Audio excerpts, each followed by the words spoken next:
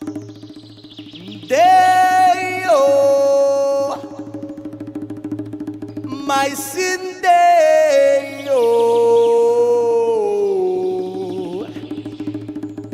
Day and night, lagi na lang akong slow. Sinde. Welcome to Fiangi Soul Cave and Bone Cave. Amua kamong suruyon diri busa o banigihapon mininyo hantod sa katapusan aning video.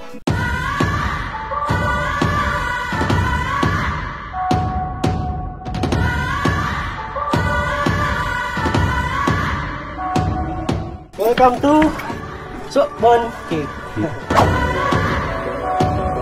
Kauban dayon ako akong amigo nga usapod ka digital creator nga si Sandy Wall, aka pangalan siyang page Sandy Saints. Sa maghihapon ako nga almost 1 month pa mi nagsugod aning vlog nakaingon mi nga dili gid ay lalim magsugod aning social content labi na pag-prepare sa among mga gamit ug mga gadgets sa pag-edit sa among mga videos.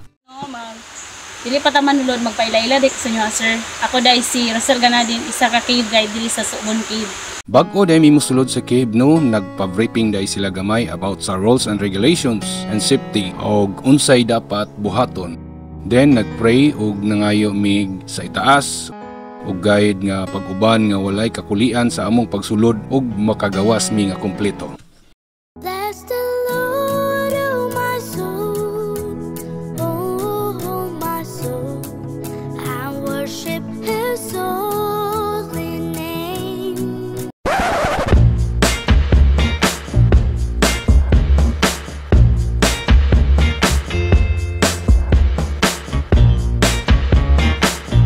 Video niya ako, wala akong sulod. Isa akong sulod. Isa lang. Para ma-video ba? Oo.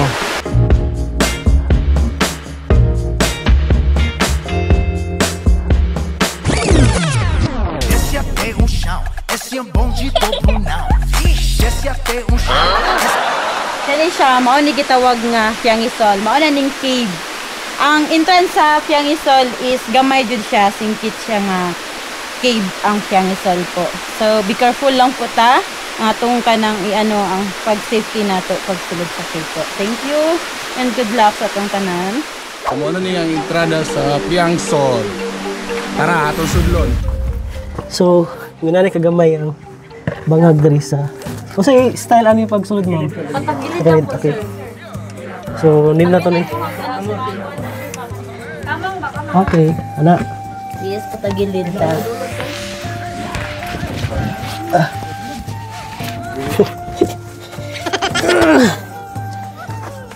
Ala ka adventure diri kay. Pakilid dino, patay sangit ang tiyan ani. Sangit to sir. Sangit bumper. Pahiyos lagi busunod ha. Pre, Banat pre. ano bitong liter? Okay lang sir. Tagilid lang sir. Ay sige sa. Abante ta diri gamay sir. Para maanas sir. Oh yeah. Yeah. Kasunod yun.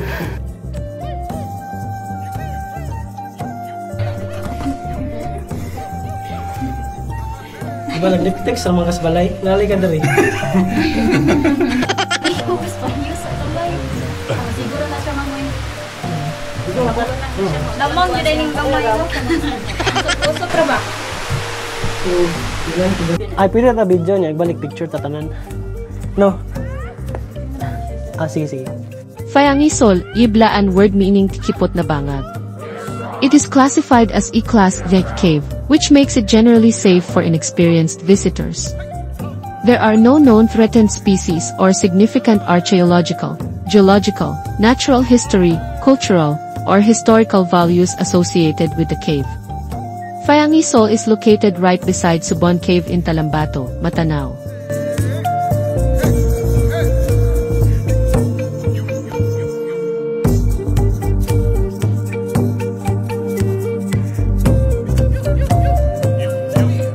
Ang mga stalactite at stalagmite ay mga formasyon ng kuweba na nabubuo kapag natunaw ng tubig ang limestone at nagdeposito ng calcium carbonate. Mga stalactites. Nabubuo sa kisam ng isang kuweba habang tumutulo ang tubig mula sa kisam. Ang mga stalactites ay hugis ng yelo at may matulis na dulo.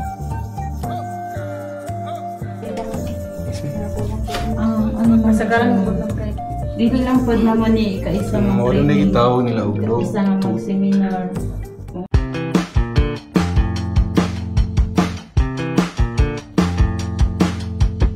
Nakagawas na daymi sa Piengisol Cave muadto sa misa spot nga among pwede kaunan.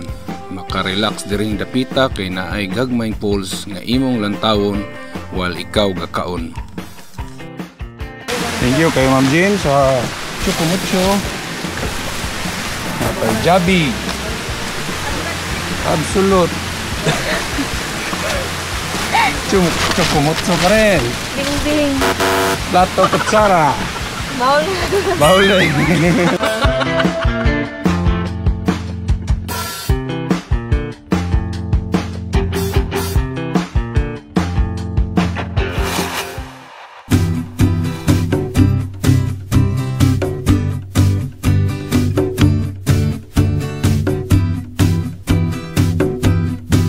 Galgusalap di kalbong tubet blaan di banu itlita gusampo yung gamu gusampo guro ento baling suta nawa di banu kilan kafngu tarun kastifun kasafim blaan kilan kafnulita ablaan malah di banu abdallah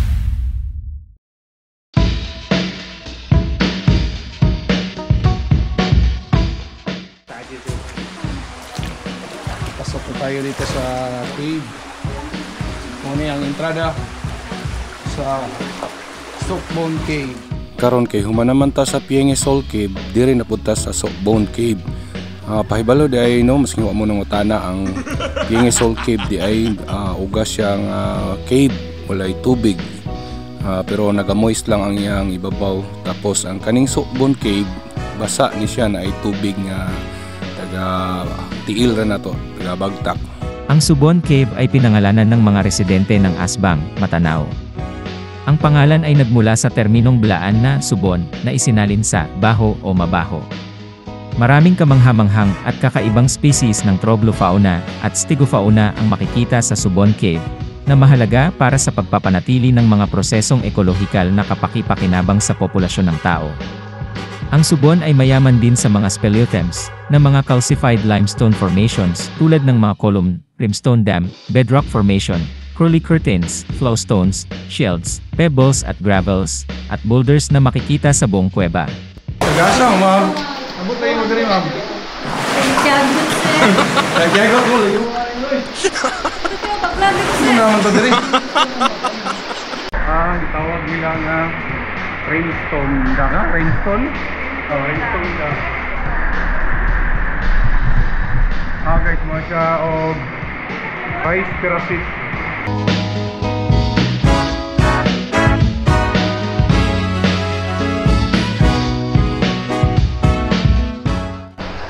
Diring dapita mo na niya portion guys nga magkamang ka dili pwede magtindog kay bastang gamay gid sa iyang space gikan ibabaw tud pobos niya may tubig gamay ganahan ra pug kamang kay bugnaw-bugnaw. Wala pa ta katunga ari, ma'am? Doon na lang ta, sir. So nata sa tunga katong pagkamang kanina. Sunod si San Vicente sa kuha. Ay, hello my love, sumama si San Vicente. Ngani ka, di man siya ingon lisod, challenge man sa kuha. Pagkamang nimo kay bugnaw pa ng tubig, malingaw lang ka. Napanong, sir? Napanong ko. Okay ra kayo po siya, mura tayo nagdula-dula ni. Ibalik tayo mga bata. Yay!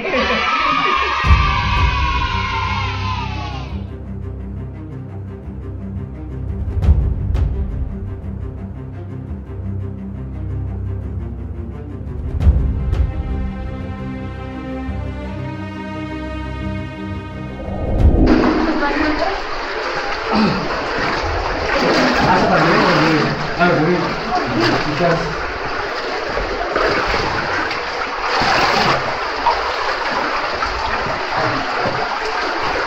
Kaya mo, pre. Curing kasabre. Yeah. Si Sandy Sen, no? Kasama ko si Sandy Sen. Pre, kataw. Okay sa amin Dre na pita guys. Kay bago ni gikag kinamangay, disud kay mag social media lagi ta ba. One-on-one lang ta kay speakers ka mo kamera. Enjoy pre, enjoy. Enjoy. Right. Hindi ka namin sa suong-suong kamang Dre, maragayahin na tayo na pita. Oh, gandun kayo. Dre, mahuway sa amin, makatindog na kayo Dre.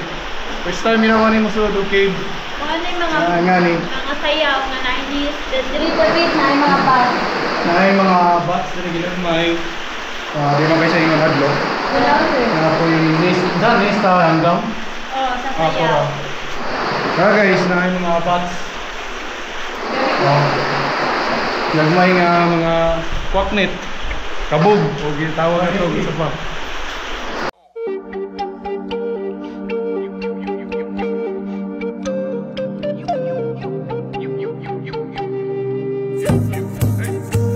We are strong.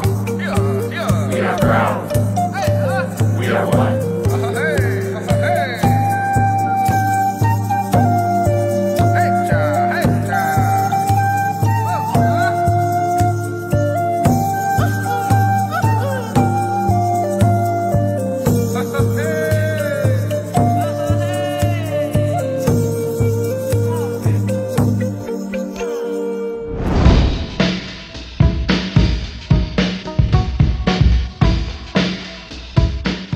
Matanao Town in Davao del Sur is endowed with captivating natural landscapes that enthrall locals and visitors alike.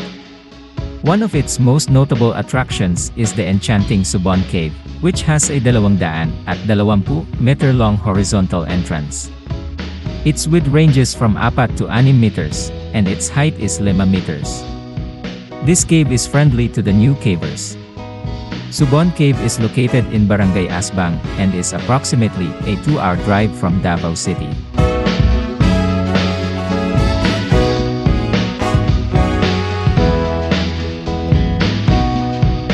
Guys, wala na yung portion, gani siya diri, lalong ni siya. Pwede na tayo magkuha na niya. Split, alam na split kung gamay ito, ano?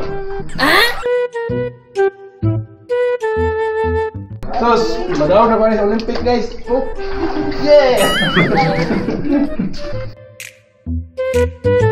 Wala, nabasa! Basa ako.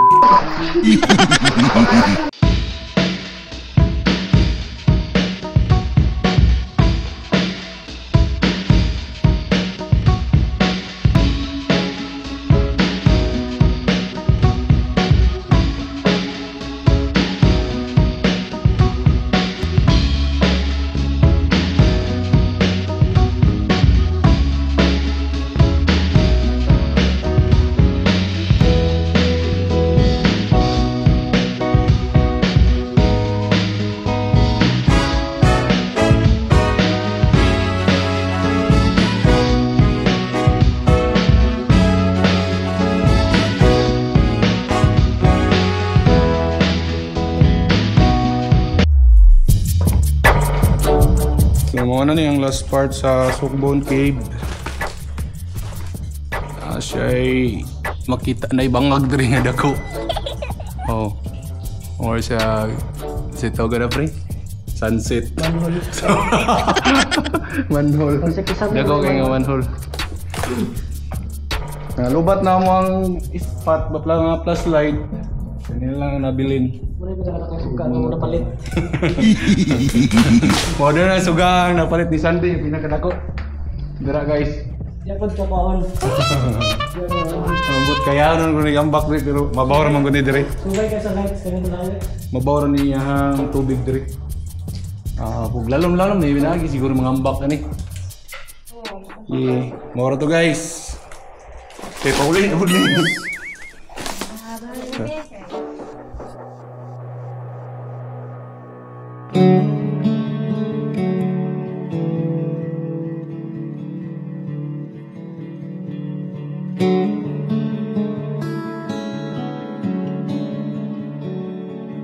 Paggawas na mo sa Subon Cave, nihapit mi og kaligo diri sa ilahang gagmay nga falls nga hastang bugnawa, dala na pud pamanlaw sa amoang lawas.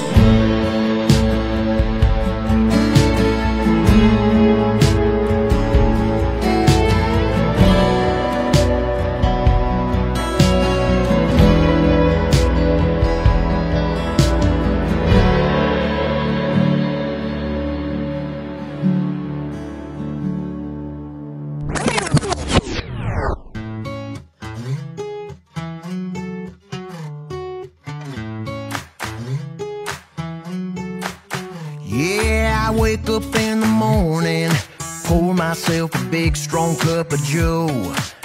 Yeah, and away I go. A clear blue sky, not a cloud in sight. A picture perfect day, yeah, that's for sure. Just going with the flow. I got a job I love, some money in the bank, a car that runs with some gas in the tank, a few good friends and a smile on my face. Whoa, yeah, yeah, living my best life, surrounded by people I love, eating good food, drinking what I want, completely content with everything I got. Whoa, yeah, yeah, living my best life, living my best life.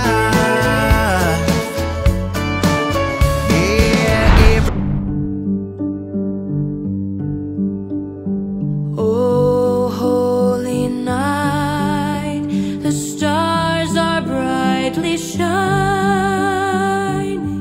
It is the night of the dear Savior's birth. Long lay the world in sin and error pining, till he appeared and the soul felt its worth.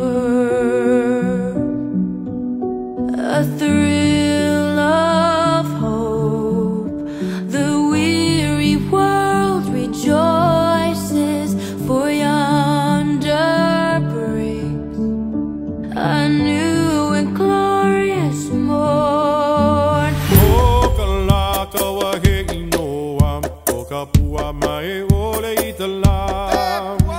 So, 3. Lupay! Go!